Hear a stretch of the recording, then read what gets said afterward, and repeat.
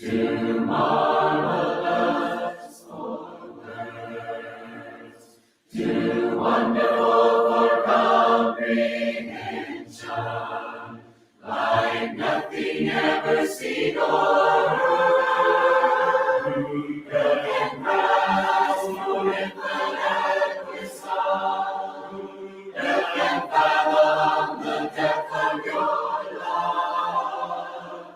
You are beautiful beyond description, majesty enthroned above.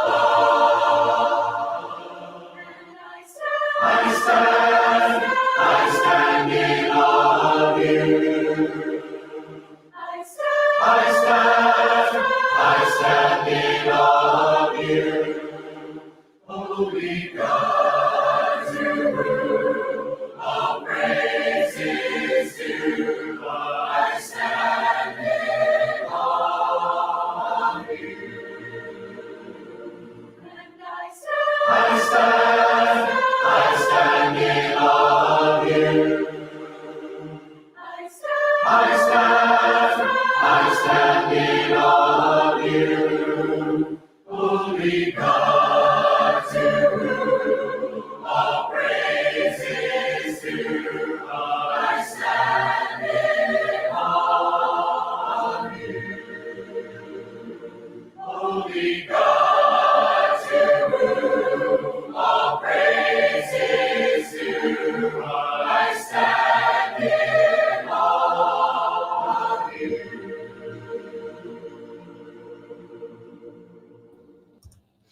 Good morning, everybody. Hopefully you all had a good night. Since the subject matter was chosen last night, this song popped into my head this morning. And quite apropos for what we're going to be talking about. I think that we have some reckoning to do as the body, and that is our inexplicable need to invalidate God as God. I fear that the far too many people feel way too comfortable speaking of, about, and to God as though he were a neighbor, an enemy, a subordinate. And we have seen that carry over into the pulpit. We have covered quite a few people here on Straight Talk, seen enough videos of people either trying to place a trait, personality, thought process on God that does not belong to him, could not possibly belong to him. But in order to make their sin more palpable, they do that. Anything from abortion to gay rights and the like has become normal now to say God loves me the way I am and it's all good. That leads to God is non-binary, to God is trans, to everything in the middle. It has become commonplace now to speak of God as though he is no longer God. And I do believe that we have, as a society, even the Christian society, we have lost awe and reverence for God. We have simply lost it.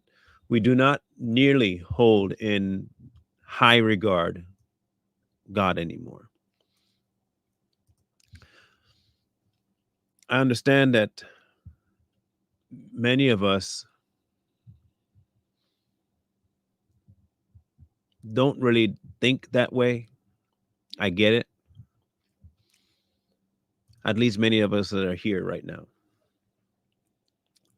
But when you look around the world, you do not see the type of reverence that he demands, one, requires and is due, you don't see it.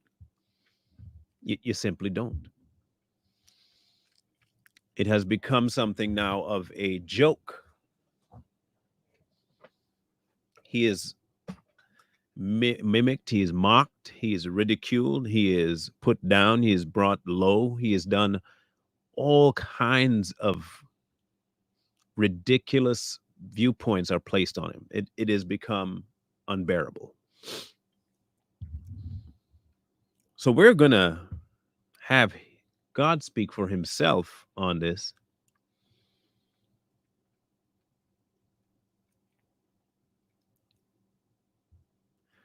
And we are going to go from the good old book of Job, because I don't think anywhere else really is it any more profound, him showing up and putting people in their place as he does in Job. Um, and I want people to understand something very important here. How you speak out loud about him will come back. It will come back. You can think how you want about him, believe how you want about him, but understand that every word will be recounted to you. Just letting you know.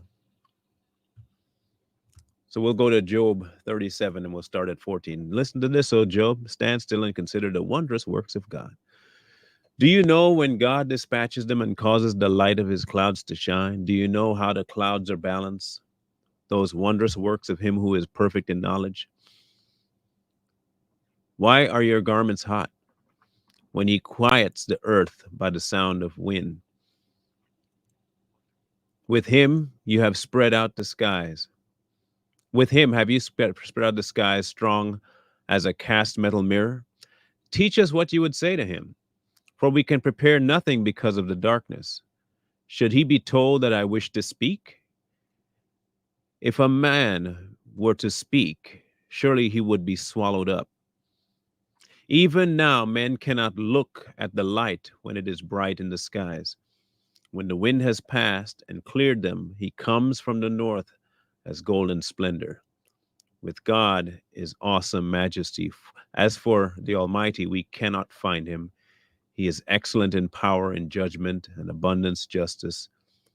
He does not oppress, therefore men fear him. He shows no partiality to any who are wise of heart. Now, if you remember the conversations that were had um, with Job and his peers, two of the three were quite um, they were quite skeptical of Job and thought for sure he did something wrong, did something wrong, did something wrong. And Elihu was one of the few of the three that did not really see it that way. He tried to bring, at the beginning, he did say some things that were, I don't know if you could say it, um, a tad off. But by the end, in 37, you see him speaking some things about God that are 100% true. And at the end of that conversation, in 38 walks God.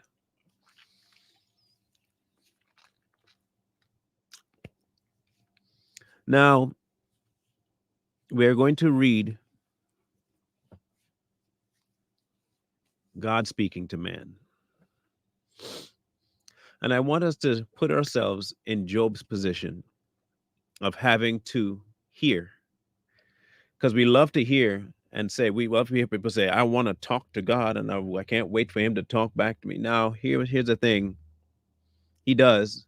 His word is quite able to speak. But we don't ever want to listen to him. I agree. I do agree that sometimes I would love it if he would do this to some myself even. I would not be, I'd be sobered up for sure. Would I be in fear and trembling? Yeah. Would I be cowering? Yeah. Because of who he is. And it's not cowering out of fear, it's cowering out of reverence. I understand the hierarchy. I fully understand the hierarchy. I am nothing. He is everything. For him to turn his gaze to me is amazing in and of itself. For him to provide a way for me to gaze back is inexplicable. But it is what happened nonetheless. Far too many of us abuse this avenue to our own detriment, not to his, to our own. He's not harmed by our stupidity. He is not harmed by our ignorance. He is not less because we are stupid. He's not any of those things. He remains what he is and who he is in spite of us. The only person we're harming when we decide to be this stupid is ourselves.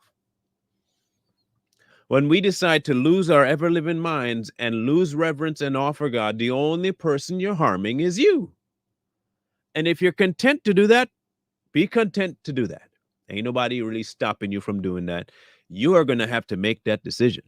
Understand, though, understand that you're not going to have the excuse of I didn't know and I wish I had more time.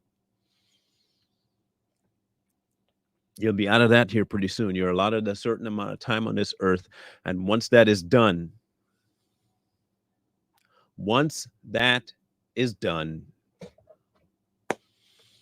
it's done.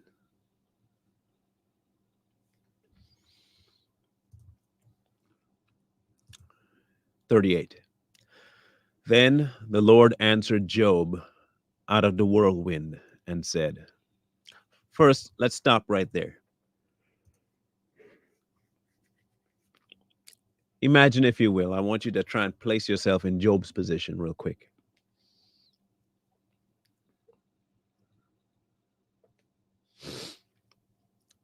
The things that have happened to you, you have not lost your faith in God, but the questions start to creep in. Your friends don't really help with that.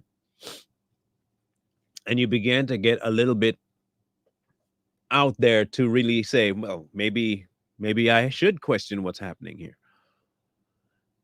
And then while you're speaking, a whirlwind shows up. And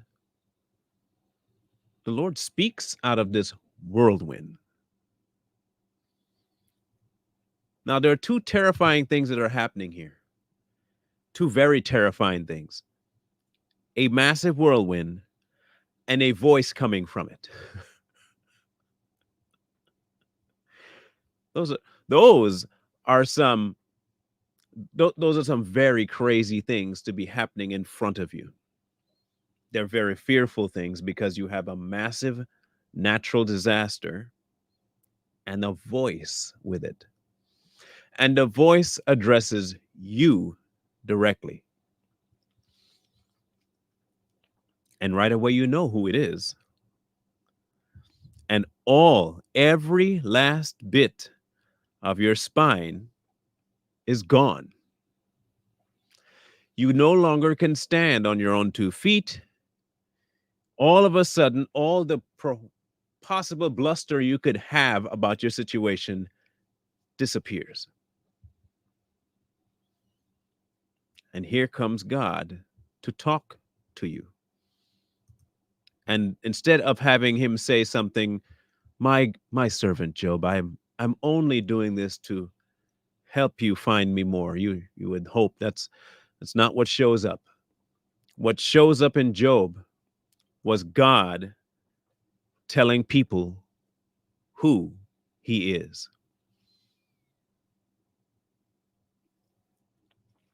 You see, too many times we forget. We get caught up in people telling God is love. God is love.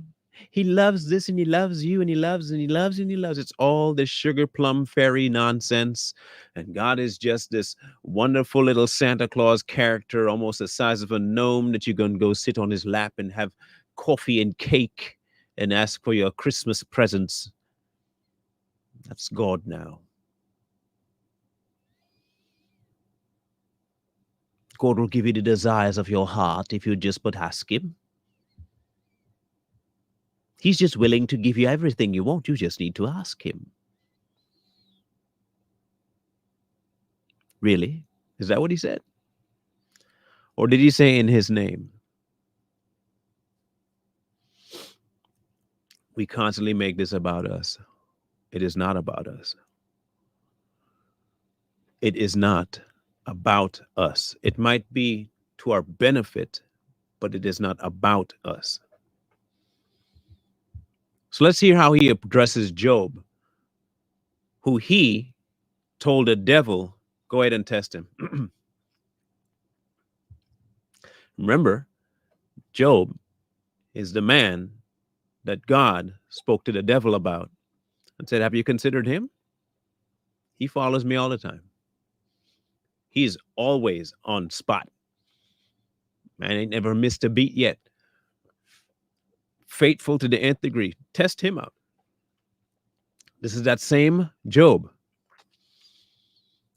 You would think when he comes to talk to Job, it would be this pleasantry.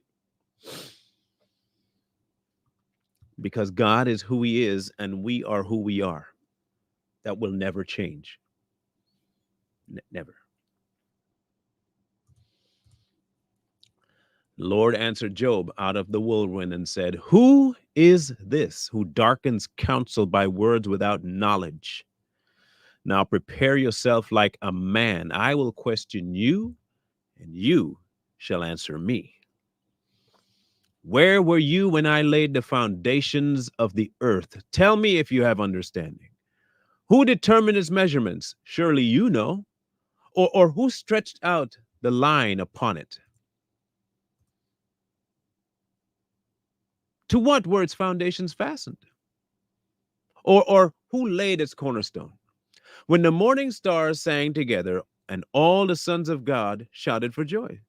Or better yet, who shut in the seas with doors when it burst forth and issued from the womb? When I made the cloud its garments, thick as dark and thick darkness its swaddling band, when I fixed my limit for it, set bars and doors, when I said, this far you may come, but no farther, and here your proud waves must stop. Have you commanded the morning since your days begun, and caused the dawn to know its place? That it might hold of the ends of the earth, and the wicked be shaken out of it? It takes on form like clay under a seal and stands out like a garment. From the wicked their light is withheld, and their upraised arm is broken. Have you entered the springs of the sea? Or have you walked in search of the depths? Have the gates of death been revealed to you? Or have you seen the doors of the shadow of death? Have you comprehended the breadth of the earth? Tell me if you know all this. Can you imagine Job feeling like a child being chastised by a giant father?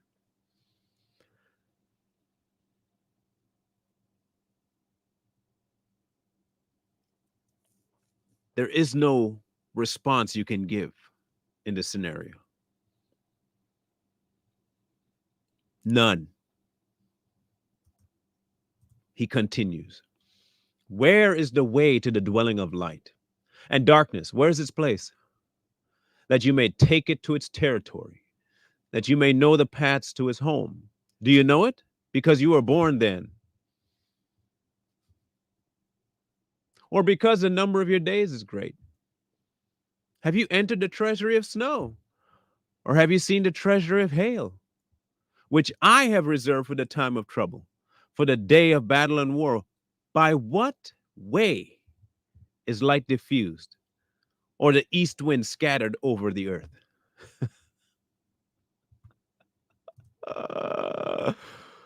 Man. I've always wondered about scientists, okay?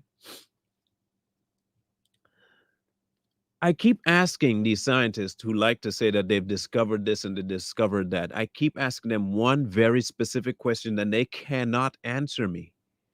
Not the most brilliant one that I've spoken to have no answer for me. You know what that one question is? Please, please explain the eye. I just want you to explain to me the eye, the operation of the eye. Please tell me how the eye works. Don't tell me the result. Tell me how it works. I want you to tell me how, not what you observe. I need you to explain to me the how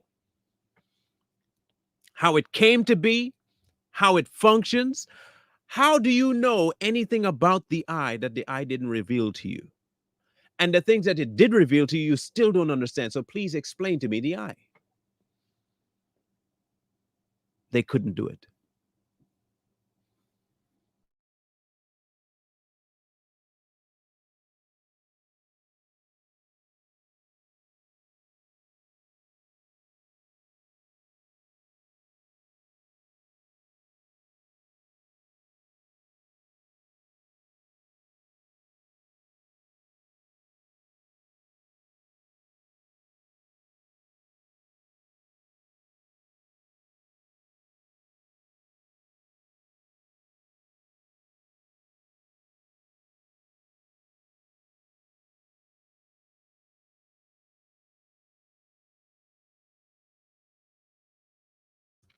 My my internet has been acting because we're having colder weather.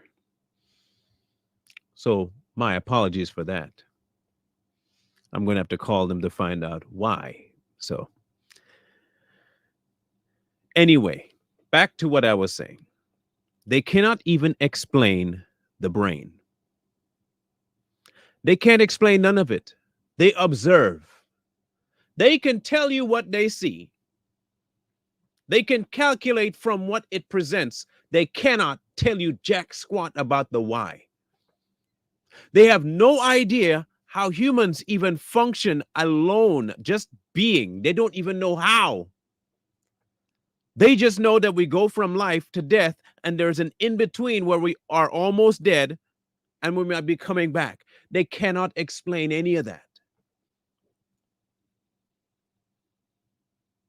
They don't even know what the life force is that causes all of this. They couldn't tell you. So don't tell me science has the answer. They do not have the answer. They can't even explain to you how it is that some humans can lift extraordinary amounts of weight and others can't. All they can tell you, well, some of this naturally, it's natural. This is just natural to them. What is natural?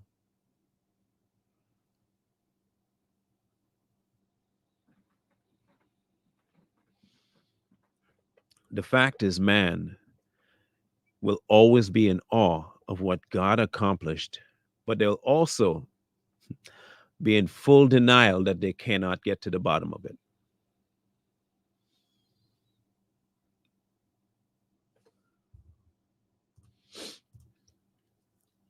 Who has divided a channel for the overflowing water, or a path for the thunderbolt, to cause it to rain and land where there is none? There is no one. A wilderness in which there is no man, to satisfy the desolate waste and cause to spring forth the growth of tender grass. Has the rain a father?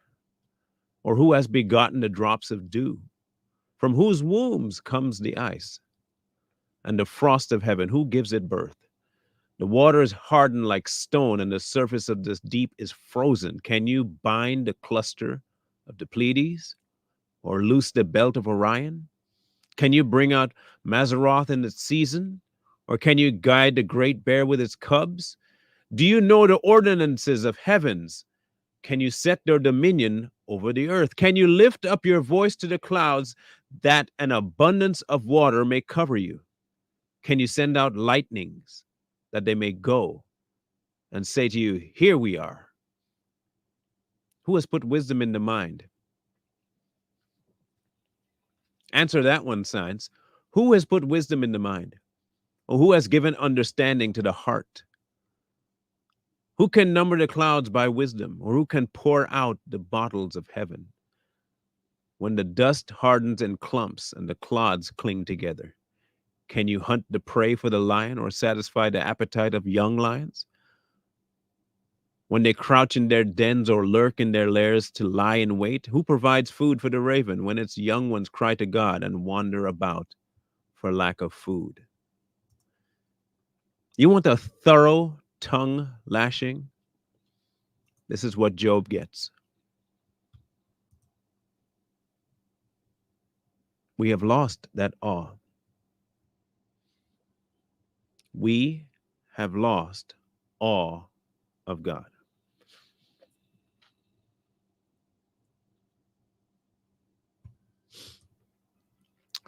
What are your thoughts on people say the dark night of the soul? I can't think slow enough, too much.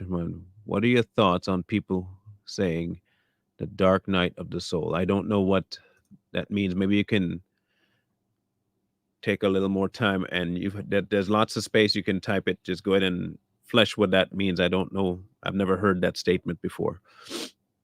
So if you can kind of expound on that, that'd be great. Do you know the time when the wild mountain goats bear young? Or can you mark when the deer gives birth? Can you number the months that they fulfill? Or do you know the time when they bear young? They bow down, they bring forth their young to deliver offspring. Their young ones are healthy, they grow strong with grain. They depart and do not return to them. Who set the wild donkey free? Who loosed the bonds of the onager? Whose home I have made the wilderness, and the barren land his dwelling. He scorns the tumult of the city. He does not heed the shouts of the driver. The range of the mountains is his pasture, and he searches after every green thing. Will the wild ox be willing to serve you? Will he bed by your manger? Can you bind the wild ox in the furrow with ropes, or will he plow the valleys behind you? Will you trust him because his strength is great, or will you leave your labor to him? Will you trust him to bring home your grain and gather it to your threshing floor? The wings of the ostrich wave proudly, but are her wings and pinions like the kindly stork's? For she leaves her eggs on the ground and warms them in the dust. She forgets that a foot may crush them, or that a wild beast may break them. She treats her young harshly, as though they were not hers. Her labor is in vain, without concern, because God deprived her of wisdom and did not endow her with understanding. When she lifts herself on high, she scorns the horse and its rider.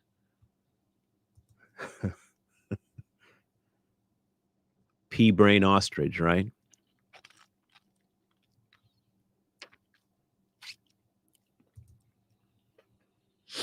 Have you given the horse strength? Have you clothed his neck with thunder? Can you frighten him like a locust? His majestic snorting strikes terror. That's which it does. Look, I'll tell you this about horses. I don't trust horses. I'm in awe of them. I respect a horse. I would look at a horse. I'll say, that's a beautiful horse. But I ain't, you're not going to get me to ride a horse. That is too much power under me. I'm good. I'm good. I have just put my hand on a horse when it shakes because it has an itch somewhere, right? I don't know if you've ever felt a horse shudder. It is one of the scariest things you will ever feel is a horse shuddering, just shaking. Just place your hand on it and you will feel every muscle twitch and fiber and sinew just. Now, I'm not saying that I'm afraid of horses to the extent where I will never go. No, I understand the power of a horse, and I did not grow up with them. I'm not going to go out on a limb and just jump on one. Nope. I don't have that on my bucket list. I don't have that on my bucket list. I will look at a horse. I will look at a horse and just be like,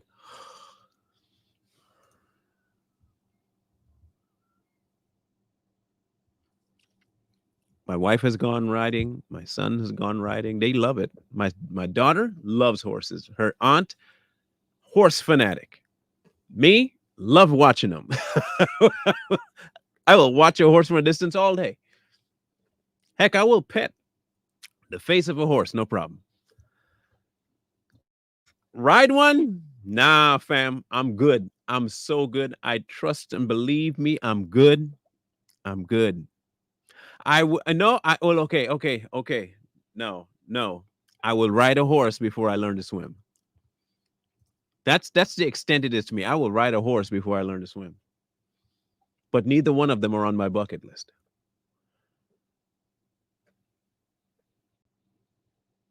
Nah, nah, there's always a choice. Always a choice. There is always a choice. If you had no choice but to ride, you would. Untrue. There is always a choice. I'm telling you right now, there is always a choice. That's like saying, well, if a tsunami was coming, you'd have to swim. No, I'd die. It's fine. I'm ready to go. I'm ready to go. It's okay. I'm cool. I'm cool. If the options are ride a horse or die where you are, bruh, obituary me already.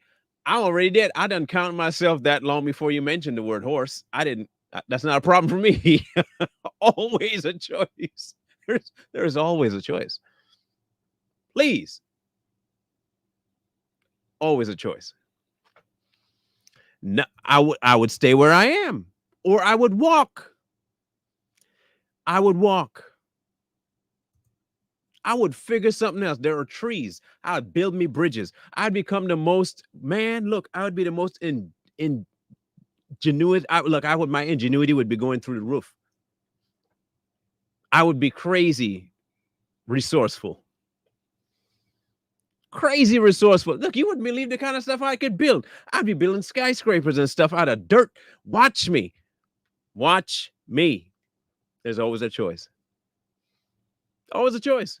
Always. But no, water, horses. I love the horse. I love watching water. I ain't gonna participate in either one. I will live vicariously through other people and be happy with it. I will. And I'm okay with that. It's not like some kind of fear. I just don't want to. I'm not afraid of falling off. I'm afraid of the horse itself. That is a lot of power. When they say horsepower, cars don't even compare. If they were really to put the certain amount of horsepower that they say they got in a car and use actual horsepower, the material couldn't hold up to the power. The material of a car could not hold up to actual horsepower. Couldn't. Couldn't. Listen, you had no water and you were weak, and God gave you the animal to get you where you need to go. You would still walk. If I knew God gave that to me, if I knew God gave that to me, I would have no choice but to take it, obviously. But there's no guarantee that God gave that to me.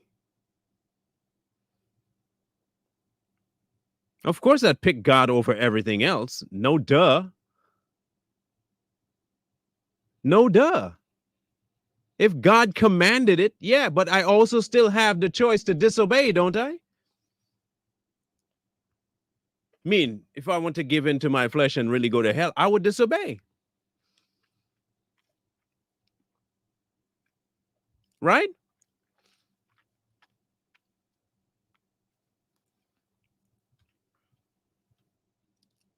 In either case, I understand the power of a horse. I understand the power of a horse. And without his unction, I ain't not getting on one. Without God telling me go get on that horse, I'm not getting on no horse. I hope we're clear on that. Okay. Because I can't frighten him like no locust. And his snorting is indeed terrible to have to listen to. Up close, bruh. Up close,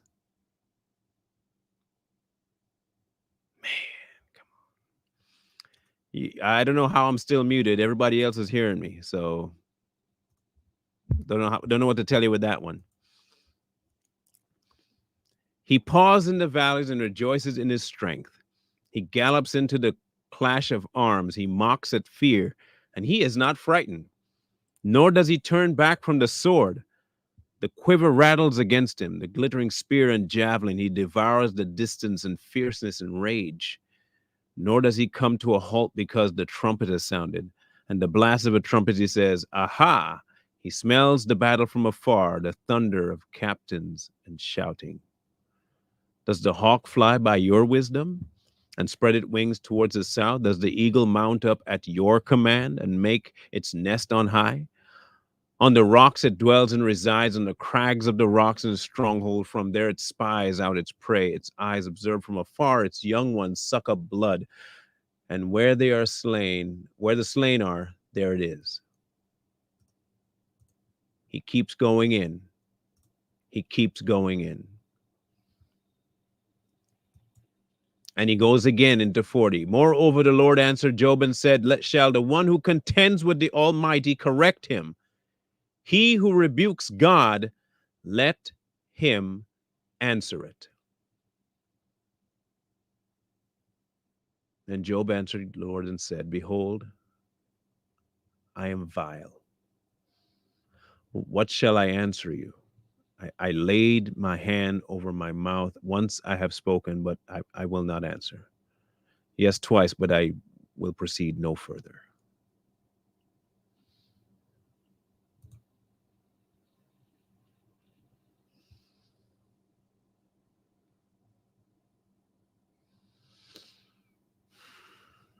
I have been in a shallow part of the pool. I will go up to my waist, no problem. I'm not swimming. When do we get to the point where we are speechless before him? And when I say that, I don't mean that we cannot talk to him the way he has opened up the avenue through his son. I'm not talking about that. I am talking about recognizing in the hierarchy where we are. Yes, he saved us. Yes, we are sons and daughters.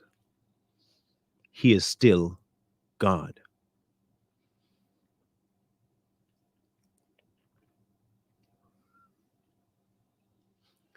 He is still God.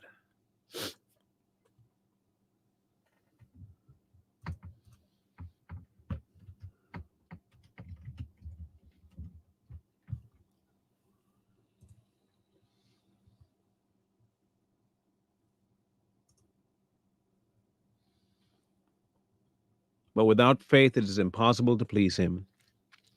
For he that cometh to God must believe that he is.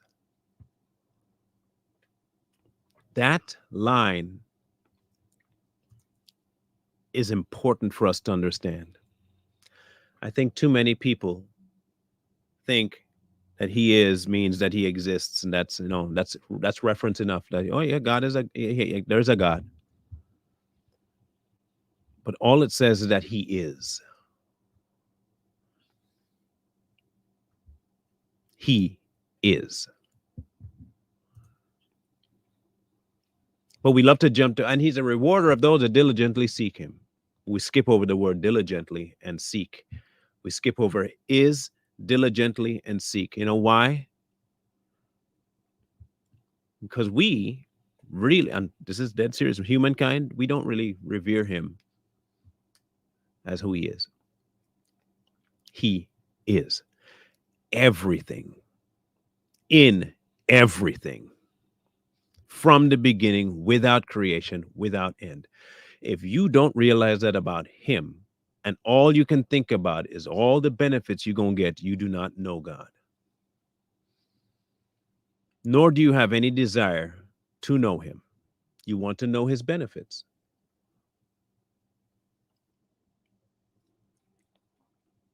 And then you also want to question him about what he does. If God were so good, why wouldn't he? Why? How come he doesn't? How? We love doing that. Love it.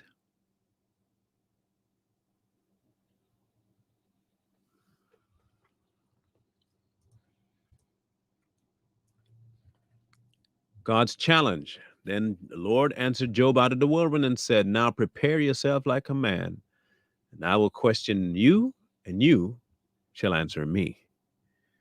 Notice that he didn't even remotely address Job's statements. Would you indeed annul my judgment? Would you condemn me that you may be justified? This is mankind in a nutshell today as we speak. This is mankind today. You'll hear every last one of them trying to annul his judgment.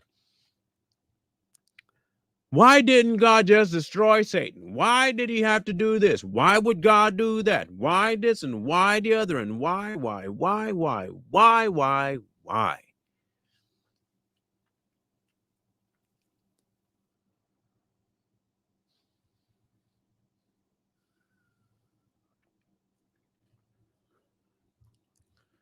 He's going to answer you why. Would you indeed annul my judgment? Would you condemn me that you may be justified? Have you an arm like God? Or can you thunder with the voice like his? Then adorn yourself with majesty and splendor and array yourself with glory and beauty. Disperse the rage of your wrath. Look on everyone who is proud and humble him. Look on everyone who is proud and bring him low. Tread down the wicked in their place. Hide them in the dust together. Bind their faces in hidden darkness. Then I will also confess to you that your own right hand can save you. Look now at the behemoth which I made along with you. He eats grass like an ox. See now, his strength is in his hips, and his power is in his stomach muscles. He moves his tail like a cedar. The sinews of his thighs are tightly knit. His bones are like bronze, beams of bronze, and his ribs are like bars of iron. He is the first of the ways of God. Only he who made him can bring near his sword. Surely the mountains yield food for him, and all the beasts of the field play there. He lies under the lotus tree in the covert of the reeds and march. Lotus trees cover him with their shade. The willow by the brook surround him. Indeed, the river may rage, yet he is not disturbed. He is confident that the Jordan rushes into his mouth, though he takes it in his eyes, or one pierces his nose with a sneer. I've heard all kinds of definitions of what kind of animal that could be. I've heard gator. I've heard a dinosaur. I don't care what it be. He called it a behemoth. It sounds like a behemoth to me. All I know is whatever animal he is describing is massive. And he's really trying to show you something about his creation. And if humans would recognize what he's trying to say is that you can't even deal with them. How you gonna contend with me? You can't even deal with these animals. How you gonna contend and come up to me? I'm the one that gave that thing its strength. I can bring it low like that. And you are going to come and try and contend with me?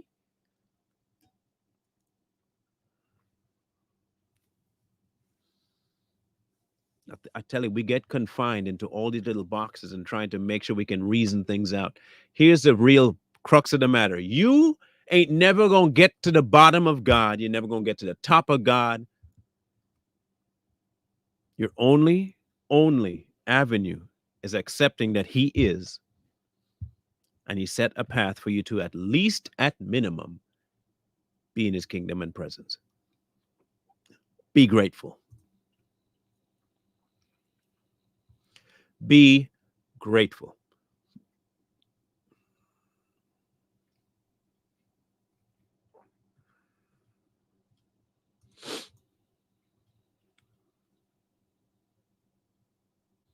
After all, God lays out to Job, even going into the Leviathan, who again, people think dragons, still don't care. Whatever he describes, he can lay low. That's the point.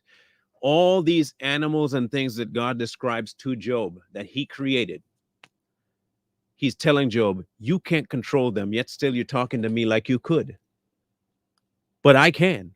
I have created them and I can erase them. They listen to me. They move at my behest. They move at my control. Everything that exists right now is because of me, is what God is telling Job. You have no grounds to speak to me as though you can question me about anything. Please remember your place. While my love extends to you, that's good, but my justice extends further. It might be because of my love that I save you, but love is implemented because of my justice. I require certain things, and you are not going to be the one to uproot that. We have lost reverence for God. He has become a trifling thing.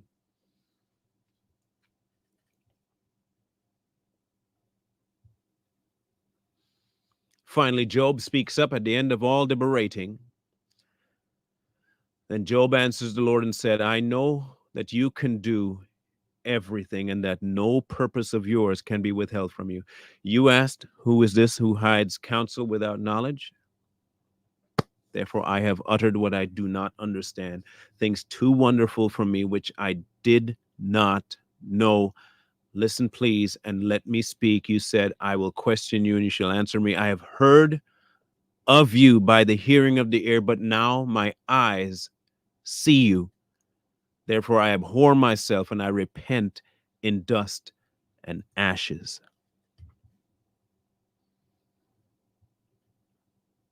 Job got to the place where God wants every one of us if we are coming to him. We ought to see ourselves in reality. You should abhor yourself, because once you see the flesh and its iniquity, it should make you angry. It should make you be feeling, I do not want anything to do with this. And when you see that, the acceptance of the grace that he offers will be that much more meaningful. But when you think you don't have that much to be forgiven of, the blood doesn't carry much efficacy. And your respect for God is easily thrown off. Easily thrown off. The smallest thing that goes wrong, you can blame God for.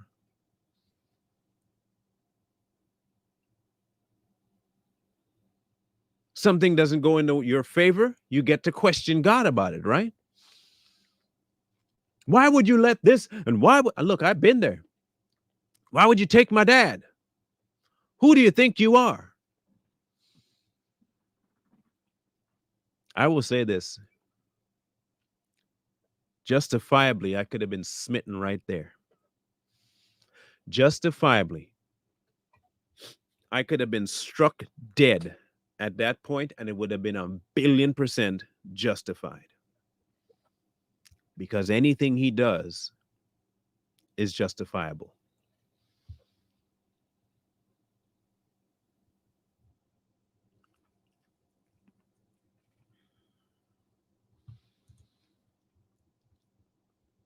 So it was after the Lord had spoken these words to Job that he said to Eliphaz the Temanite, my wrath is aroused against you and your two friends, for you have not spoken of me what is right, as my servant Job has. Now, therefore, take yourselves 7 bulls, 7 rams, and go to my servant Job and offer up for yourselves a burnt offering. And my servant Job shall pray for you, for I will accept him, lest I deal with you according to your folly, because you have not spoken what is right of me, as my servant Job has. This right here is an archetype. Job, in this instance, as an exact archetype of Christ. Why? You see, our iniquities and our transgression will be forgiven on behalf of us through somebody else, one who God deems worthy to be seen that way.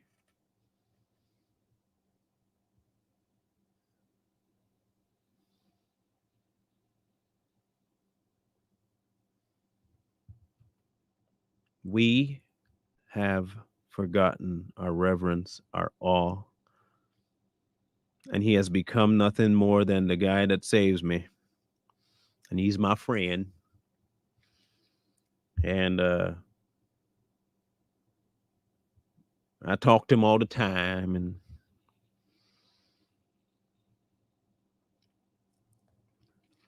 I'm not saying those aren't true. But before all that, he is God. Before all of that, he is God. It's like when my children consider me their friend, right? My children also need to understand that while I might be friendly to you and that we converse on a friendly level, I am still Father. I am still the head. I still have authority in this house. My rules are absolute. Your buttering up does not change the rules. Your view of me does not change my role.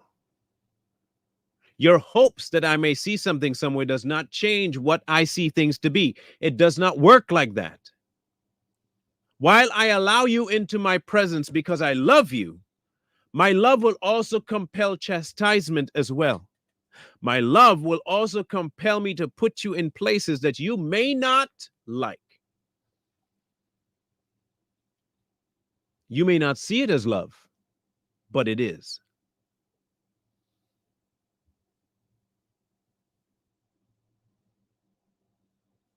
We've lost it. We really don't love God. We love the stuff, but Him, I'm not saying all of us, but I'm saying that unfortunately, the majority of the church, they don't see Him as who He is. They see Him as who they want Him to be. Why else would people be able to take His word and just read into it anything they want? That's lack of reverence. Why do you think that people can speak so flippantly about Him? That's a lack of reverence. Why do you think people can make all these stupid sayings and moronic statements about the kingdom? Because they have lost reverence. They don't believe anything will happen to them. He is not the purveyor of all. He is not the be all and end all in their world. They are.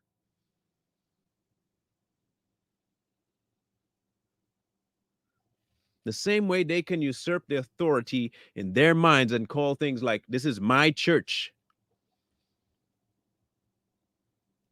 or I go to so and so's church.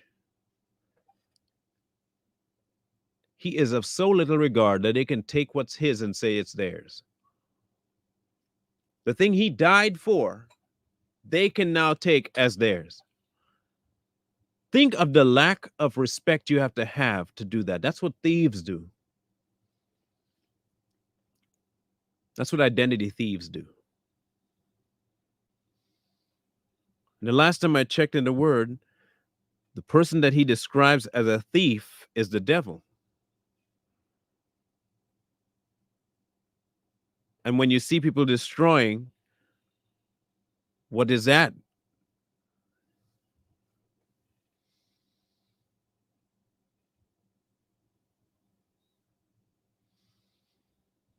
See, we don't want to look at it that way, but that's the truth of it. It is way more than just someone having some ill way of preaching. It is a blatant sign that they do not respect, are not in awe, and they have no reverence for God anymore. They have become their own gods, and He is simply just a stamp that they put on things for people to accept what they're saying.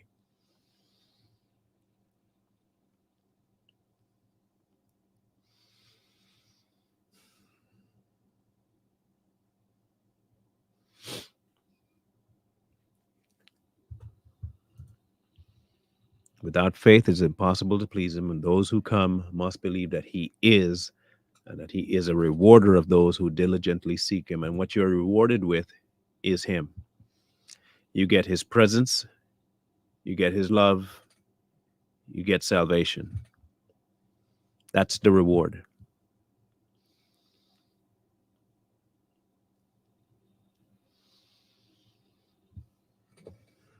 In either case, if you are starting on a journey where you are not quite sure whether or not you have the kind of respect and awe that you should, reread Job. That'll sober you up real quick. Reread Job, reread the Exodus of the Jews out of Egypt. Reread that. That'll remind you real quick of who he is. Reread Revelation. That will also scare the bejeebas out of you. That will mess with you bad. You want to see the real terrifying power of who God is? And yes, it is. He said it was. It's a fearful thing to fall into the hands of the living God. It is a fearful thing because we have to understand who God is in the scheme of what we are. And if you don't have that, you can't respect him. I understand what a horse can do. I still love the horse. But I also know I'm not going to push my luck with a horse. I understand the terrifying power of water. Some people can dabble a little bit deeper, and that's fine. For me, nope. Still love water. If you don't have a healthy fear of something, mine may not be a healthy fear of water. I'll give you that. I may still be letting trauma, but I also realize this is not a salvation issue, and so I don't need to learn how to swim. And it's not the kind of fear that controls my life.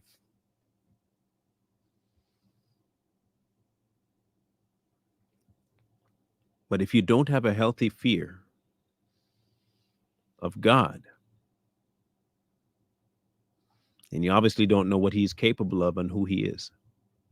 You have zero, and I mean zero concept of what he says about himself.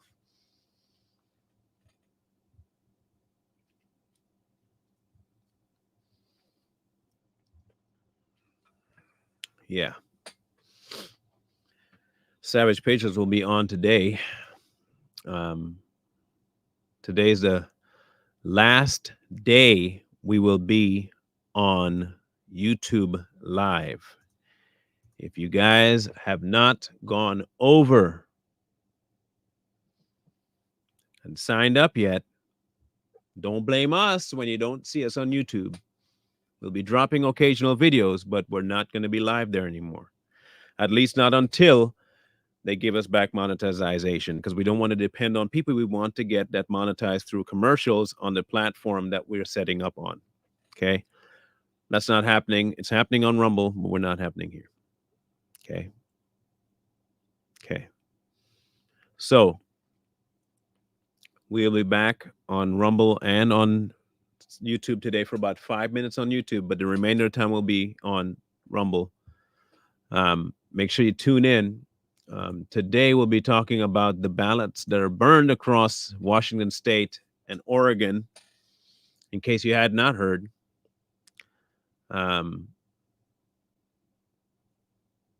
Yeah, it's so if you go, Cade, if you go to our page on YouTube, when you look at the banner, in fact, I'll show you right now so you can get a good idea. Okay, I'm going to show you how to get there so that everybody knows when they come later, you can see what to do. Okay. All right. Here we go. You see it there? This is the Savage Patriots page. Okay. That's one. Once you go to it, you can see my mouse. Clickety clack. Here it is. Okay. On your computer, this is what it will look like. And you'll see all the videos, blah, blah, bibbidi, blah, bitty, bloop, right? Cool. Now you go to more and you'll see this page pop up. Okay. From this page, you'll see it right here, Rumble. Once you click on that, it'll take you straight to the Rumble page and you can subscribe there and watch the videos, notifications, and everything. Boom. Okay. Pretty straightforward. Follow that, and you'll be good to go. You need a reminder? Come back to this video at the tail end and watch it again to know how to get there. Okay? Pretty simple. In the meantime and in between time, yesterday we had some technical difficulties. We might still have those same technical difficulties, by the way, today. For some reason, microphones were not connecting last night at all. And so we're watching to see and monitoring the situation and seeing if Too Strong will be on tonight. We hope to be. Hopefully everything will get cured today. We don't know. As of this morning, it still wasn't. So,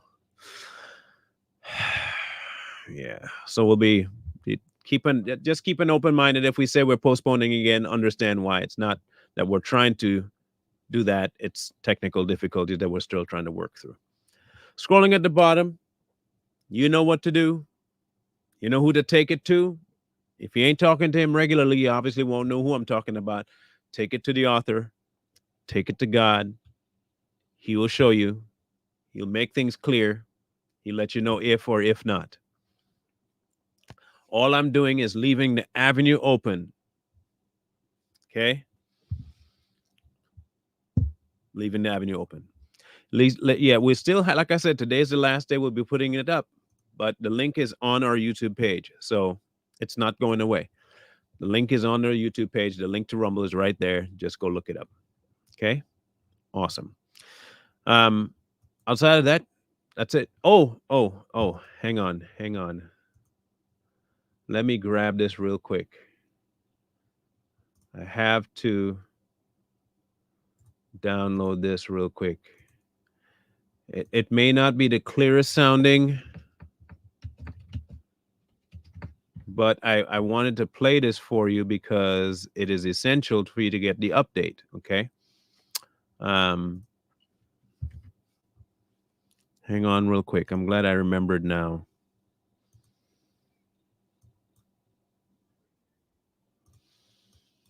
Okay. It is a darker video. I apologize for how it looks, but I'll let you know what is being said as it plays. So I'll walk you through this. This is the update on Kurt's new abode. They're standing in it right now. That is what you're seeing.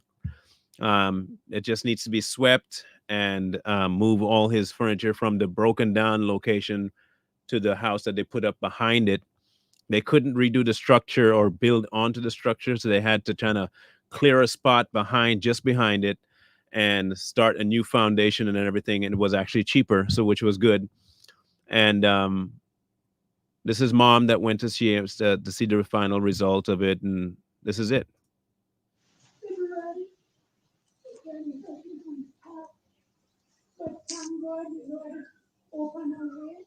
She said, "Thank God," over and over.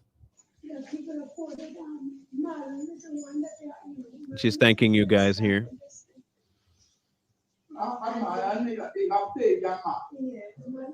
And that's Destiny. And that's Kurt.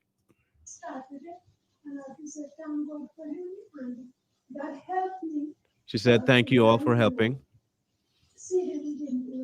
And she helped with the remainder of it to help finish the project. I don't care what it costs. I don't care whether I could afford it or not. But the Lord is going to open a way for me. The Lord is going to do. She said she didn't care how much it was going to cost. She knew that God was going to open the way, and He did. He worked some crazy miracles to get this going and get this done. I ain't gonna lie.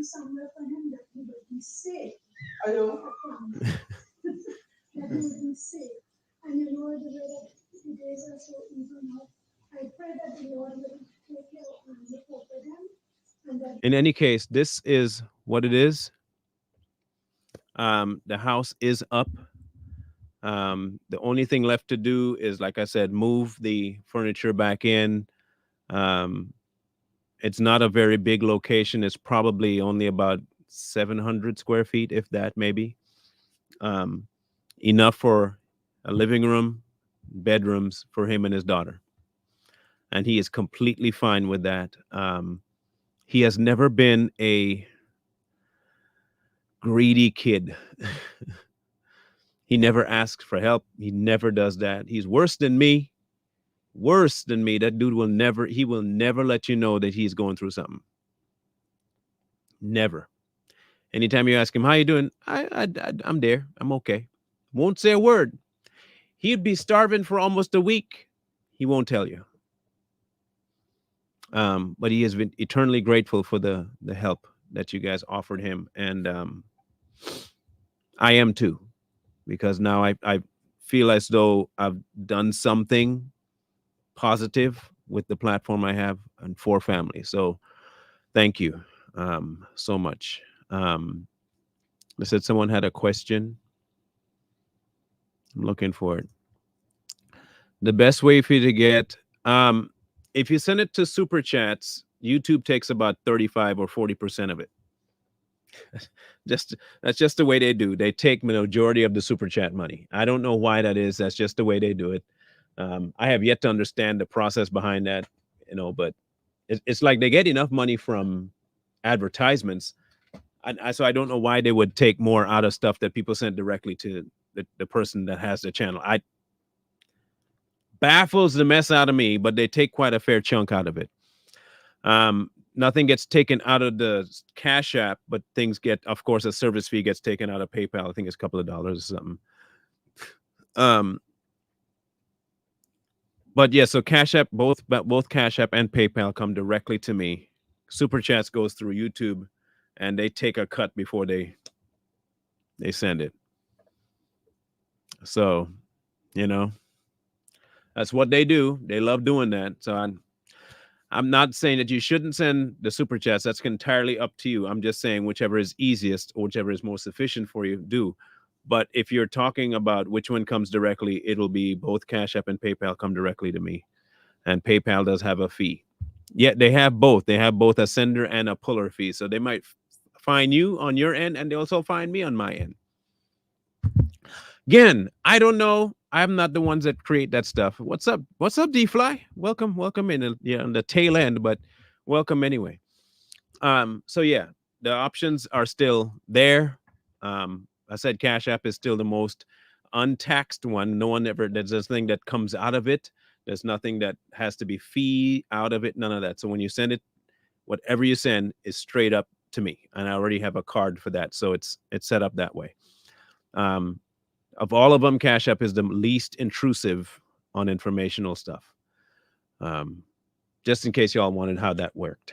So, but we'll be back tonight, either way, on Savage Patriots. Don't miss it. I'm still trying to work on getting a person to interview on Savage Patriots. I'm still working on getting that name. I'll let you know who that is in a few weeks if I get that secured, and then we can have that kind of discussion.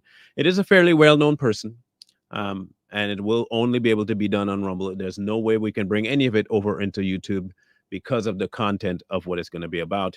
It's going to be about the jibbity jab and all the damage that happens to it. Okay? So just so you know. I have never had them pull anything of fees out of mine. So I don't know if that's different for people, but they have never taken a fee out of mine. So in any case, love y'all, mean it. Again, thank you. And when I get some nice clear pictures of the location, I'll make sure I post them here for you so you can see them. But in the meantime and in between time, wisdom calls to you from the streets. So please, please, please find wisdom. Peace. Hold tight the dreams, for if dreams die, rely on yourself.